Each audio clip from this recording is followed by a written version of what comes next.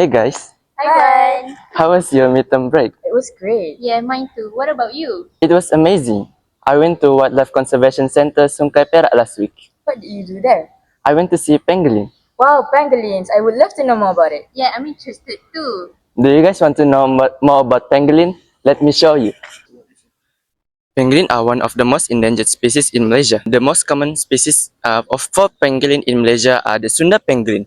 They can live about 15 to 20 years. Scientific name are Manis javanica, and it is very common to the local at Malaysia. The other species include Chinese and African pangolin. They are named based on the country where from.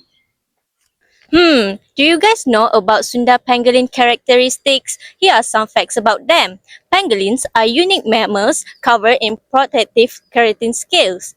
They have small conical heads and long tongues up to 40 cm for eating ants and termites. They also lack of teeth. They are nocturnal, which is active at night, solitary, and have poor vision, but excellent sense of smell to locate the insect prey. When threatened, they curl into a tight ball as a defense mechanism.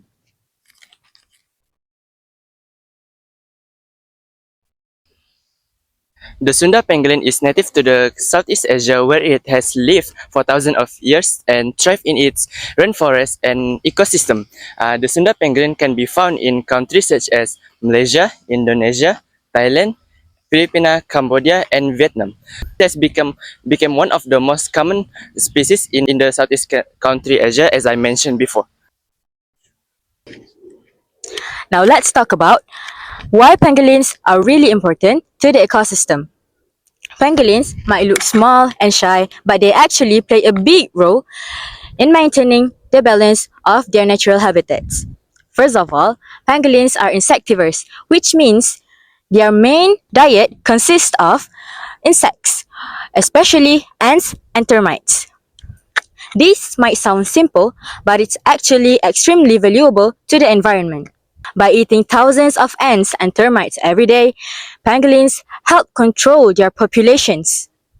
If they grew larger, this can damage crops, weaken tree roots, and even destroy buildings. Pangolins help control this naturally without the need for chemical pesticides. Take a moment and look at this video clip of pangolins eating.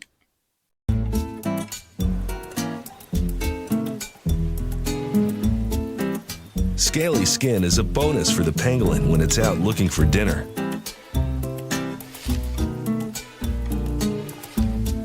The pangolin is not very ferocious. But their roles doesn't stop there. Pangolins also improve the quality of soil. When they dig into the ground to search for insects, they break up and turn over the soil. This process, called soil aeration, allows air and water to move more freely underground. As a result, plants grow stronger and absorb nutrients better.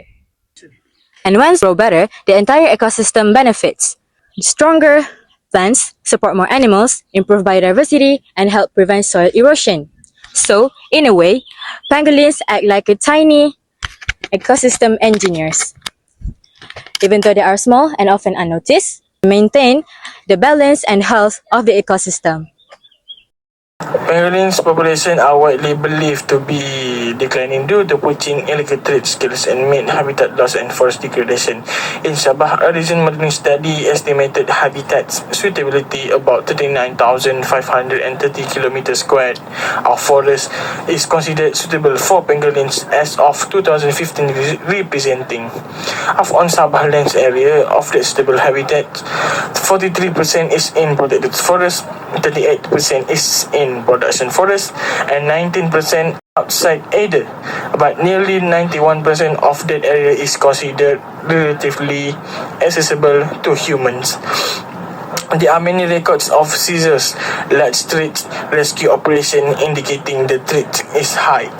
For example, nearly 30 tons of pangolin bodies were seized in Sabah in one major operation. One of the main problems that the Sunda pangolin has been experiencing is I'm sure you guys already know, it is because of the illegal poaching and wildlife trade. This is because the activity of illegal hunting has become prevalent as it has been occurring years and years. This has caused the Sunda pangolin to experience a decrease in population time by time. Additionally, the Sunda pangolin has also been experiencing habitat loss. This is because as forest has been destroyed for agriculture, logging, and also urban development, it has caused the Sunda pangolins to lose their natural habitats.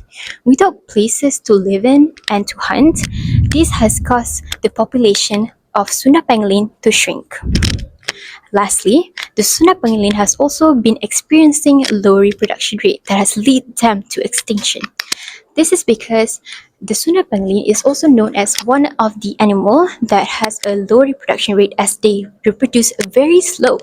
Usually they would produce one baby per year. This makes it very hard for them to reproduce and to escape by the heavy poaching, especially when they are considered as one of the animals that are mainly hunted for their arm-like skills. To prevent the extinction of the Sunda pangolins, surely we shall take action, as there was a saying that goes, "There's no use crying over spilled milk." Therefore, we shall take our action. First, can use technology to protect pangolins in the wild. For example, AI-powered cameras, drones, or even tracking devices can be used in forests to monitor pangolin populations and detect poachers before they can harm the animals. This use of technology can make it much easier to stop illegal hunting and protect pangolins from being captured. Secondly, we should also include the pangolin conservation in our school education. Why so? This is because not many people know about the importance of the Sunda pangolin towards the ecosystem.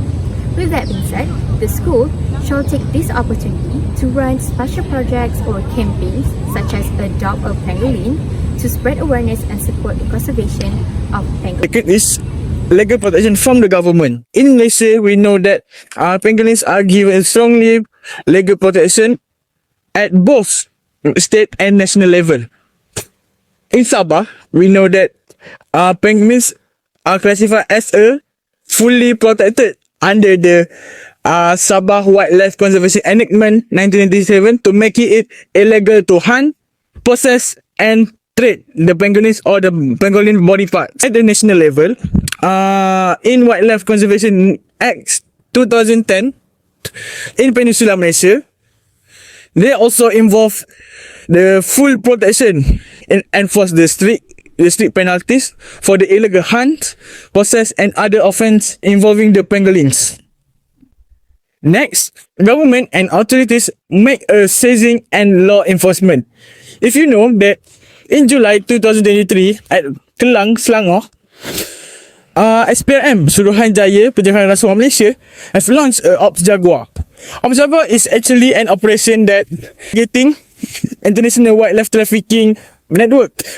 So from the operation, SPRM have arrested 12 individuals that involved in scale smuggling ring. As a result, they managed to seize the pangolin scale in amount 1.8 tons that worth to 23 million ringgit Malaysia. So, where they did keep the seized pangolin scale? So the pangolin scale will be disposed by method in the incineration. So the process will be conducted at the Nature Quality Center at Seremban, Negeri Sembilan. These are some of the activities to enhance conservation activities of Sunda pangolins. One of the way is to educate people and spread awareness among Malaysians. Why? As we know, Sunda pangolins are endangered in Malaysia. But how many people are aware with this situation? By spreading awareness and education in Malaysia, we can inform people about the Sunda pangolins. Spreading awareness like awareness campaign can caught people attention and make them curious about the Sunda pangolins.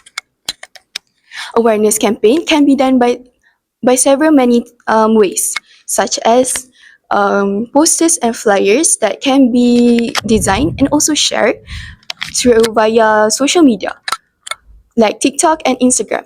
Why social media? Because social media is one of the platform that we can use to spread awareness, and also people use throughout the country and no matter what the age. Other than that, we can also encourage people to report about the illegal activities such as hunting and trading to the authorities. Why? Sometimes the illegal activity is done by our close ones, such as family and friends. So, by reporting about this illegal activity such as trading and hunting, we can help the government to overcome this issue. Lastly, government agencies such as Department of Wildlife and National Parks, also known as Jabatan Penghilitan, can support research on Sunda Pangolin's ecology, breeding, and rehabilitation. This way, we can develop better methods for housing of rescued Sunda pangolins and prevent them from being extinct.